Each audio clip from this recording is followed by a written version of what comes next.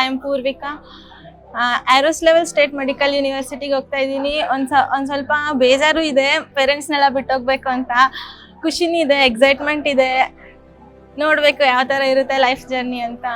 But ನಿಮ್ dream fulfil ಮಾಡ್ಕೋಬೇಕು ಅಂದ್ರೆ ನೀವು ಪೇರೆಂಟ್ಸ್ ಬಿಟ್ಟು ಇರ್ಲೇಬೇಕಾಗುತ್ತೆ ಸರ್. ಮಗಳು ಈಗ ರಷ್ಯಾಕ್ ಹೋಗ್ತಿದ್ದಾರೆ ಮೆಡಿಕಲ್ ಮಾಡೋದಕ್ಕೆ.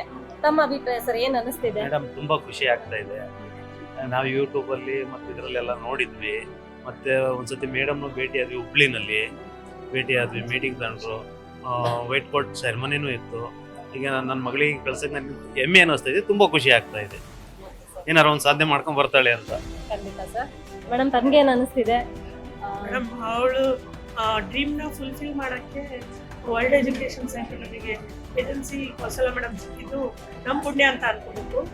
ಯಾಕಂದರೆ ನಮಗೆ ಯಾವ ಥರ ಹೋಗ್ಬೇಕು, ಯಾವ ಥರ ರೂಲ್ಸ್ ಎಲ್ಲ ಗೊತ್ತಿರಲಿಲ್ಲ. ಸೊ ವರ್ಲ್ಡ್ ಎಜುಕೇಷನ್ ಥ್ರೂ ಹೋಗ್ತಿದ್ದಾಳೆ, ಅವಳ ಡ್ರೀಮ್ ಫುಲ್ಫಿಲ್ ಆಗ್ತಿದೆ ಅನ್ನೋದು ನಮಗೆ ತುಂಬ ಎಕ್ಸೈಟ್ಮೆಂಟ್ ಇದೆ. ಸರ್, ಹೇಗೆ ಪರಿಚಯ ಆಯಿತು ವರ್ಲ್ಡ್ ಎಜುಕೇಷನ್ ಸೆಂಟರ್ಗೆ ಬರಬೇಕು ಅಂತ ನಿಮ್ಗೆ ಹೇಗೆ ಅನಿಸ್ತು ಮ್ಯಾಮ್?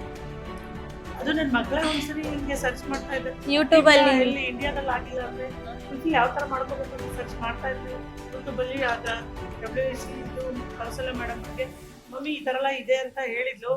ಸೊ ನಾವೆಲ್ಲ ತುಂಬ ಚೆಕ್ ಮಾಡಿದ್ವಿ, ಮೇಡಮ್ ಒಮ್ಮೆ ಕಾಂಟ್ಯಾಕ್ಟ್ ಮಾಡಿದ್ವಿ. ಸೊ ಅವರು ನಮಗೆ ತುಂಬ ಕೋಆಪ್ರೇಷನ್ ಇದರಲ್ಲಿ ಹುಬ್ಳಿಲಿ ಒಂದ್ಸರಿ ಕರ್ಬಿಟ್ಟು ಇಂಟ್ರೊಡ್ಯೂಸ್ ಮಾಡಿ ಅದಕ್ಕೆಲ್ಲ ಯಾವ ಥರ ಕರ್ಕೊಂಡು ಹೋಗ್ತೀವಿ, ರೆಸ್ಪಾನ್ಸಿಬಿಲಿಟಿ ಎಲ್ಲ ಹೇಳಿದ್ಮೇಲೆ ನಮಗೆ ಲೈಕ್ ಆಗಿ ನಾವು ಇವತ್ತು ಅವ್ರ ಸಂಪೂರ್ಣ ಜವಾಬ್ದಾರಿ ಮೇಲೆ ಮಗಳನ್ನ ಒಪ್ಪಿಸ್ತಾ ಇದ್ದೀವಿ.